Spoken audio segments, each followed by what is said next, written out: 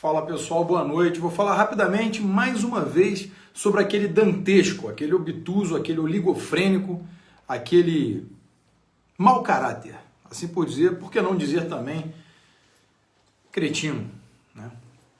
É um ministro do STF que ele decidiu que a polícia não pode mais subir o morro para realizar suas operações, né? Ele não sabe, praticamente ele não sabe, ou basicamente ele se faz de idiota, quando ele não percebe o que acontece como dano colateral depois que você evidencia a ausência do Estado, né? Se você parar para observar o que aconteceu nos anos em que Brizola foi o governador do estado do Rio de Janeiro, com a sua política de polícia não sobe o morro no meu governo, o que a ausência do Estado repercutiu a nível sociocultural e também político no estado do Rio de Janeiro, que evidentemente é um estado que é muito sui generis, é muito específico, é um estado que tem algumas características muito peculiares no quesito bandidolatria e banditismo.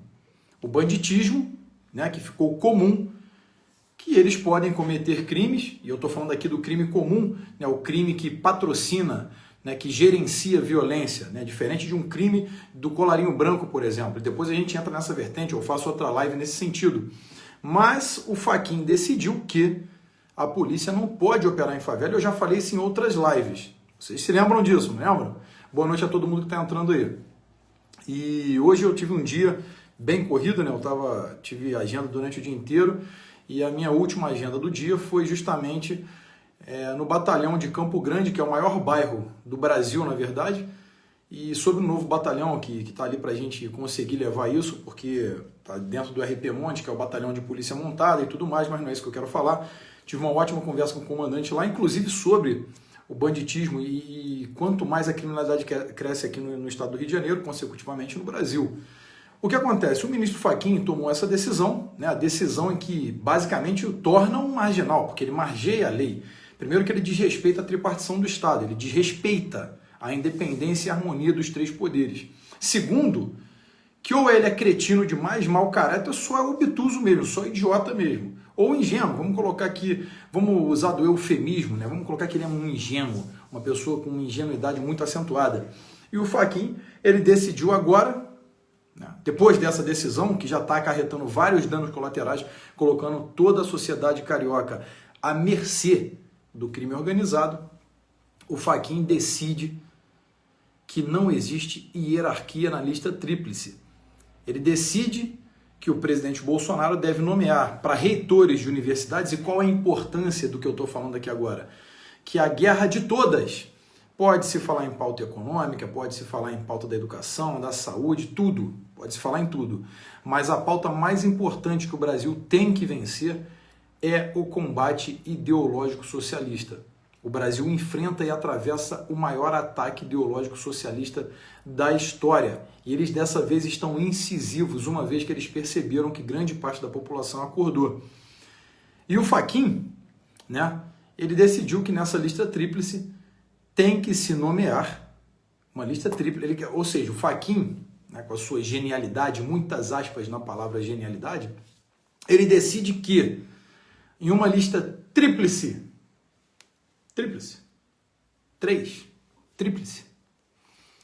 o presidente tem que nomear aquele nome que está melhor colocado dentro da lista, ou seja, uma lista tríplice de um, certo? Mais uma vez, ele vai contra ele mesmo. O Fachin, ele vai contra uma decisão que ele teve quando a Dilmanta, né, a presidenta Dilma Rousseff, a quadrilheira, ladra de bancos, paramilitar Dilma Rousseff, né, que é integrante da organização criminosa conhecida como PT, ele decidiu quando ela ocupava o cargo do executivo, né, a presidenta, como os esquerdofrênicos sempre falam, presidenta é a presidenta, né, já que vai colocar para o feminino da palavra, presidenta. Quando ela presidente, o Fachin disse que não existe hierarquia em uma lista tríplice.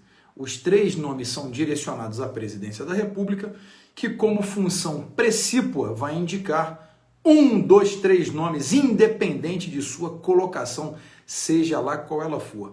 Ele pode pegar dentro desses 3 nomes, né, que lá a reitoria da universidade, em seu edital, propôs, e lá no edital sempre está escrito que vai seguir as orientações do MEC, está lá no edital, você poderia indicar, quer dizer, você poderia não, você pode, o presidente pode indicar um dos 3 nomes independente da posição na lista tríplice. Mas o Fachin, percebendo, mais uma vez, ativista socialista sem valor moral algum, com a bússola moral tão avariada que eu não sei como que ele acha o caminho de volta para casa quando sai do STF, ele continua com as suas absurdidades jurídicas, né? As suas estrovengas de decisão. O que acontece é que ele percebeu que nós estamos desaparelhando o campo acadêmico. Muito devagar, porque existem pessoas que são concursadas, são de carreira, mas devagar nós iremos desaparelhando, colocando pessoas da esteira conservadora para que você possa vencer essa guerra também nas instituições que vem moldando a militância da esquerda. Ele percebeu isso que ele falou, não, agora o presidente tem que nomear o que tiver melhor colocado, ou seja, que estiver ocupando a melhor posição, seja por aclamação, seja por pressão de instituição, seja lá as pessoas que receberem melhor, tem que nomear o primeiro, ou seja, ele cria a lista tríplice de 1. Né? É a lista tríplice do Fachin. Ministro Fachin, eu sei que o senhor vai ver esse vídeo. O senhor não tem vergonha na cara, não? O que o senhor pensa que é? O senhor pensa que é quem? Um apadrinhado de uma presidente comunista, né? Ativista mesquinho, ativista nanico, homenzinho frágil, de papel molhado, que hoje ocupa uma cadeira do STF, pensa que pode decidir sobre o que quiser. Olha, ministro, o senhor já ouviu aquela postagem lá, que lá atrás que o Hélio fez, né, e todo mundo fez, que está chegando a hora, tic-tac, tic-tac. E nós sabemos a verdade, o que ia acontecer. O senhor é corajoso, hein, ministro? O senhor é corajoso. Vê que o presidente do STF hoje, o Fux, ele está um pouco mais moderado, né? Ele chegou dizendo que vai colocar o julgamento a plenário, né? Mais uma turma que vai decidir. Chegou com decisões muito menos monocráticas, né? Vem derrubando um pouquinho as arbitrariedades que eram cometidas por essa Suprema Corte, que nem tão Suprema é. Quem sabe um dia se torne Suprema quando tiver uma composição de uma turma decente, que atenda o anseio popular, que as pessoas possam confiar. Quem sabe seja uma Suprema Corte de fato e não uma pseudo-Suprema Corte, com pseudo-juristas.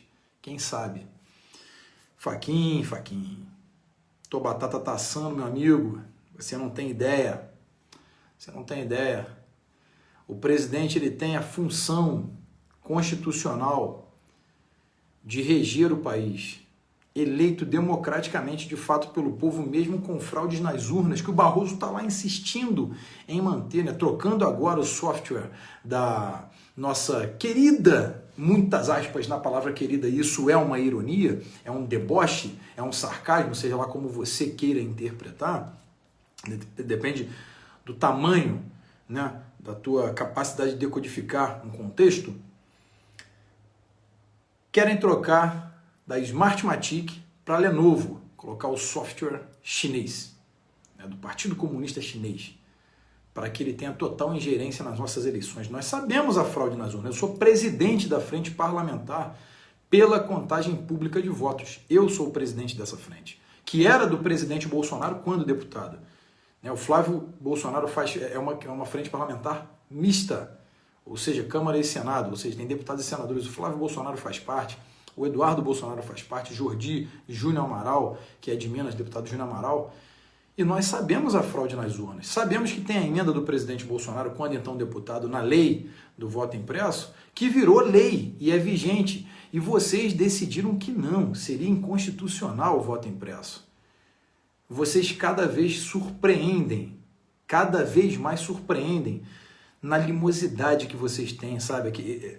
Essa obscuridade que vocês carregam dentro de vocês, mas eu queria falar sobre isso. Fachin, mais uma vez, com uma decisão totalmente oligofrênica, obtusa, propositadamente, com certeza, porque apesar de ser tão ingênuo, para não utilizar outro tipo de adjetivo, ele realmente demonstra a essência maligna que ele possui, né? De que ele gera o ódio que ele consegue transpirar. Ministro Fachin, julga o que é de competência da corte. O STF é uma corte constitucional que vai julgar pela constitucionalidade ou inconstitucionalidade do caso em tela, do caso concreto. Significa, ministrinho, homenzinho de plástico, que vocês não podem ter processos e processos empilhados. Vocês têm que declinar uma penca de processos aí. Vocês sabem disso, mas insistem em manter, né, para que possam liberar habeas corpus. Vide aí o Gilmar Mendes, né? O grandalhão que adora, né? Que parece um sapo aquela cara dele, que adora liberar bandidos, né? Adora soltar um cara do Comando Vermelho. Vamos soltar esse cara aí, tá de vítima da sociedade. É do PCC? Solta o garoto, deixa o garoto trabalhar. Vamos ressocializar essa pessoa aí, né? Vocês adoram. O Alexandre de Moraes, que advogava para o PCC, né? E assim consecutivamente, vocês aí, militantes, seja pela bandidolatria, pelo banditismo, né, liberando cada vez mais estupradores, pedófilos e assim por diante, e vocês ainda agora decidem que o presidente não pode atuar. Foi lá atrás a decisão contra a nomeação do diretor-geral da PF, né, que também é função do presidente, ele poderia fazer, mas vocês preferem, mais uma vez, fazer a sua ingerência totalmente criminosa, totalmente marginal e inconstitucional contra o presidente que tem mais de 60 milhões de votos com folga. Com folga. Ah, foi eleito só por 57 milhões, só com a fraude de vocês ele conseguiu derrubar, além da fraude, conseguiu mostrar que ele tem muito mais apoio. O Bolsonaro foi eleito facilmente com mais de 70 milhões de votos, mas vocês roubaram e vão querer roubar em 2022 com todas as forças e não só na majoritária dessa vez. Vocês vão querer derrubar também os candidatos a deputados e senadores. Eu tenho certeza do que eu estou falando. Certeza absoluta que vocês irão fraudar as eleições para retornar ao jogo político candidatos que sejam da sua esteira corrupta e maldita. Mas a gente não vai deixar. Tá aí a novidade, o Gilmar Mendes, Alexandre de Moraes, Lewandowski, Barroso, né? Fux tá dando uma mudada aí, vamos ver como que ele vai fazer. E você, Fachin, vamos ver como que vocês vão conseguir fraudar essa urna dessa vez, porque o que vocês chamam de massa, que é o povo, eu chamo de analistas políticos. O brasileiro hoje não é mais massa de manobra. Pelo contrário, são analistas políticos que estão despertando. E quando esse povo inteiro despertar, eu vou colocar o termo aqui, vocês estão muito, mas muito ferrados. Podem ter certeza. Eu não vou colocar outro termo porque senão acabam derrubando a minha live, tá certo? Então é isso que eu queria falar. Ministro Fachin surpreende com a lista tríplice de 1, a criação da sua própria lista tríplice de 1. A lista tríplice não é mais de 3, é de 1. Isso que eu queria falar para vocês. Pessoal, desejo a vocês uma excelente noite. Eu queria fazer uma live um pouquinho mais longa de outro assunto, mas talvez eu faça pelo Instagram e compartilhe aqui, sobre o risco que nós corremos por conta dessa decisão do Fachin, que a polícia não pode operar em favela, salvo em casos especiais com autorização da justiça, o que não tem sentido algum. Eu queria mostrar para vocês o porquê que o crime cada vez é crescente aqui no Brasil, tá certo? Deixar um beijo aí para minha amiga Roberta Kelly, olha, obrigado pelo carinho sempre, tá, Roberta? E sempre que a gente estiver aí à disposição, né, sempre que a gente estiver aqui, estamos à disposição, tá bom? O que precisar e estiver dentro da minha limitação, estou aqui para atender. Tamo junto, gente. No mais, Brasil acima de tudo, Deus acima de todos, força e honra. Vou tomar um banho e descansar que eu tô pregadaço. Tô desde 6 na labuta aí. Tamo junto. Abraço.